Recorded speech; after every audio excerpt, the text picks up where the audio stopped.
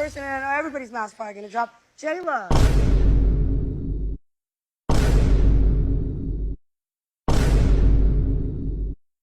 No, because I was genuinely confused about this as well. Because why out of everybody, out of all the OGs, y'all was ready to pack up Jayla? And I get it, yeah, she's been pissing us off the last few seasons, and the beginning of this season and the last season, she was definitely getting on our nerves. Yeah, but at the same time though, for real, Jayla, out of everybody first, are you crazy?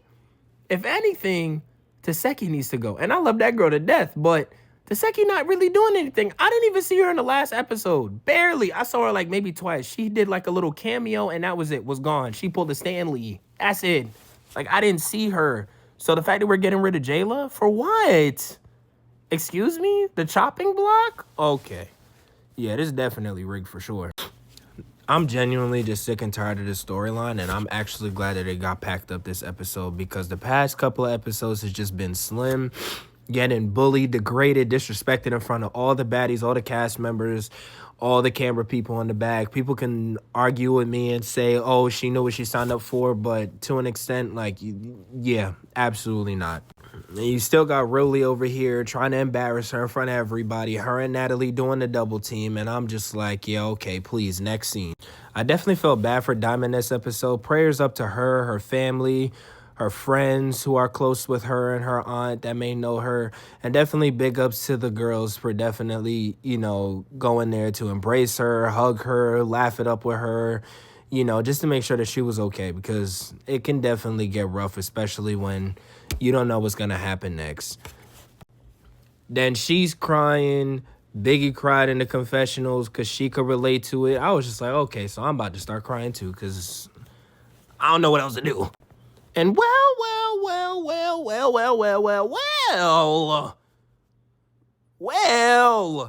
it's about mother effing time.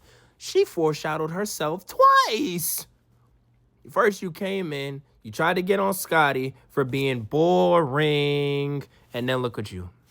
And then you tried to do it again with Slim, getting on this Slim bandwagon, talking about, oh, you don't belong here, yada, yada, yada, you're an assistant, you're not a baddie, yada, yada, yada, you don't belong here, believe.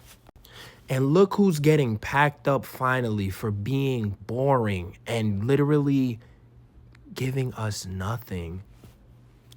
Emma. Because why was you here? Why was you here? And that's what you get. Karma. What goes around comes around. Because why were you here? You literally contributed to nothing. So glad you got packed up. Please. Real quick, I didn't give her what she needed in the beginning, but definitely shout out to Big Lex for getting that baddie chain. That was like 15 episodes overdue, but Now on to the nitty gritty.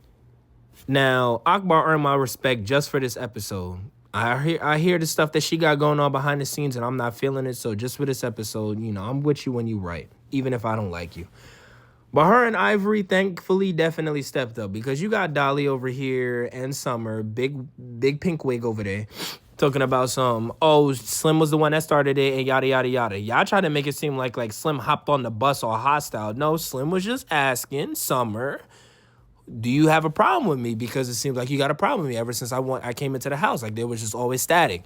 You tried to make it seem like Slim was ready to knock Summer's head off. No, she was just trying to get an understanding. And I'm glad that Ivory and Akbar actually stepped in and said, no, they were definitely bullying Slim. And Ivory definitely stepped in and was like, no, because no matter what she is, if she's just an assistant or whatever, you don't need to be taking all that disrespect. And that's a freaking fact. If you're the person that cleans up the poop that comes out of people's toilets, you don't deserve disrespect. So why should Slim? And yes, again, people are going to be saying, she signed up for this. She knew what she was doing. To an extent, I agree. But at the same time, it's like, no. She ain't deserve that. She ain't deserve that. Not at all. Now with Rolly, maybe. And the only reason why I say maybe is because, girl, I'm not working for somebody who literally, any chance that she gets, decides to embarrass me, degrade me, and disrespect me, especially in front of everybody, cast members and camera people alike. Like, no, I'm not doing that. That no bueno, because I don't care how big you are, I'm reaching over you and I'm backslapping you every time you say something. Because what you're not gonna do is, just because you're bigger than me, you think that you're gonna run your mouth the whole time. That's not happening. Now, I'm not gonna stay on this for too long, and I definitely don't care about the corn maze. Y'all already know what it is. But Scotty, first of all, put that dog down. Leave the dog. Please, leave the dog. Y'all notice when they was on that bus headed towards the event, they all was eating cup noodles after Anna? Because listen, that's not giving batty meal. That's giving poor college meal.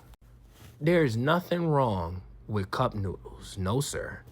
But y'all be promoting the batty lifestyle like y'all real life baddies. So I'm assuming if you bad baddies, that cup noodle shouldn't even be in your category. That should not be in your catalog. Y'all should have had a nice little breakfast and then y'all go to the maze, or a nice little breakfast and lunch and then go out to the maze. Not no cup noodles. And if y'all gonna have cup noodles, y'all gotta have that off the camera. Remember the brand that y'all are representing, right? Right. See y'all next week.